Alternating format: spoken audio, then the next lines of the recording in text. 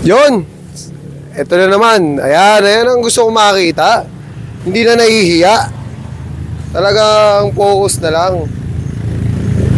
Panoorin natin mabuti si Sir Rex dito mga kaibigan. This time hindi na matatanggal yung boses dito. Ayaw kasi ni Meta ng voice over yata eh.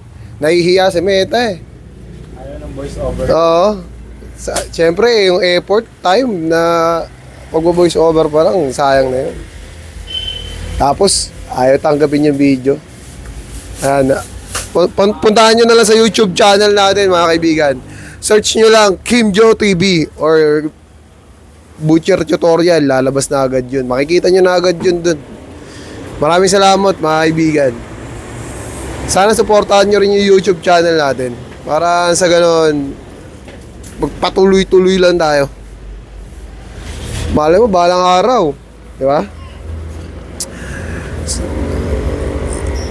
Basta pala rin lang tayo. So, sa ngayon, panoorin muna natin si Sir Rex.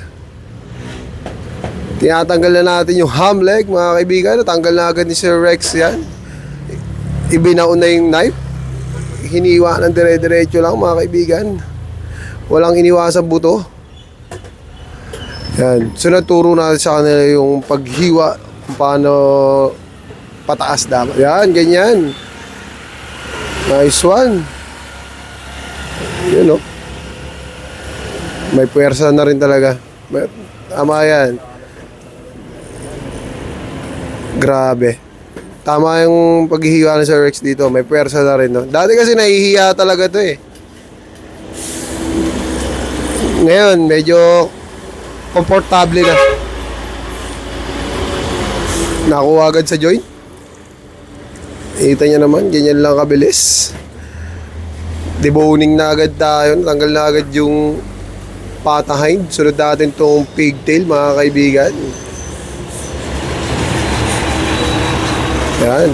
Nakakuha agad sa joint. Ganun lang kabilis. Basic na basic to.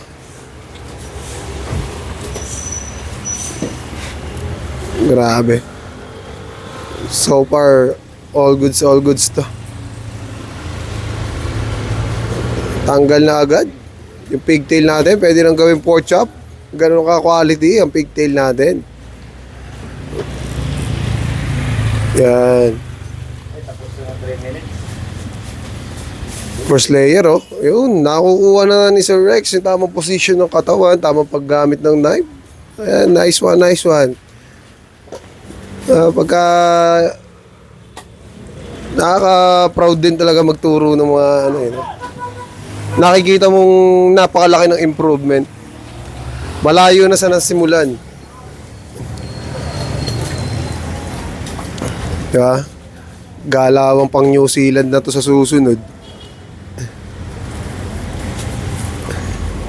Yan, shoutout nga pala sa lahat ng mga taga New Zealand dyan, ng mga butcher, mga kaibigan. At sa kuya ni Sir Rex. Yan, shoutout sa inyo dyan, sa mga tropa dyan. Mag-off season na.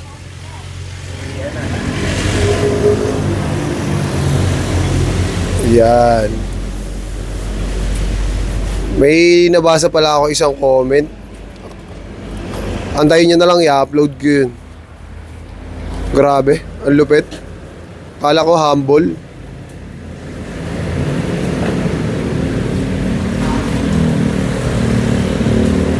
Yan. Ayun. Konting-konti na lang. Dito na tayo sa exciting part, mga kaibigan. Kaya inaangat na yung taba. Para makita yung patamaan dyan, ang layer. Ayun na, hiniwa na agad. Ganun lang kabilis. Nakakuha na agad yung patamaan. Wala ba?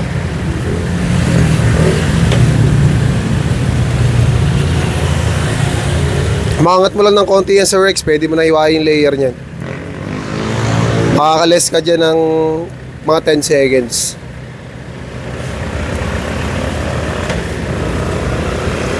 Ayun o, lupit o, di ba? Ayun yung dun siya nahihirapan talaga sa pag-angat ng soft tissue at saka mga laman sa ibabaw ng shoulder blade. Pero ngayon kita nyo naman mga kaibigan, talagang kayang-kaya niya na. O, di ba?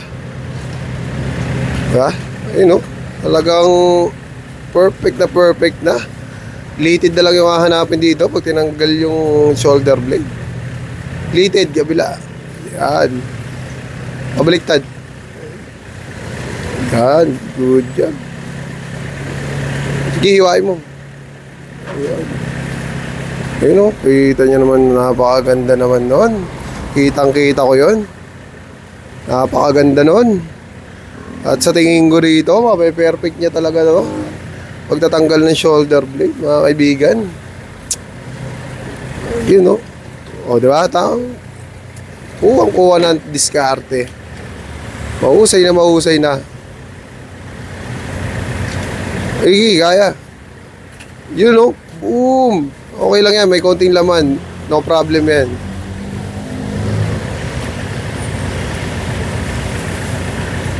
Iwain mo na. Okay. All goods. Napakaganda. Tsaka napakahusay na rin talaga ni Sir Rex. Diba?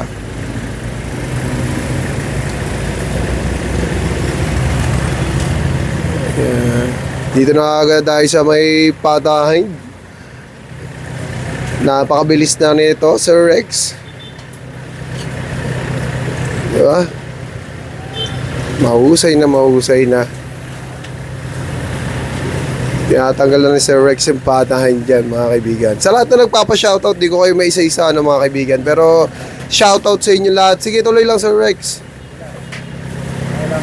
Shoutout sa inyo lahat, mga kaibigan. At maraming salamat sa mga palagi nanonood sa atin at sa mga sumusuporta. Yung mga tinuturuan natin dito, mga kaibigan. Pag sila nakaalis, I'm sure mas lalo kayo may inspire sa kanila. Kasi may mga paalis na rin tayo mga nag-practice dito, no? Australian naman sila. So sa mga magtatanong ng agency, di ko rin alam kung ano agency nila. MP sa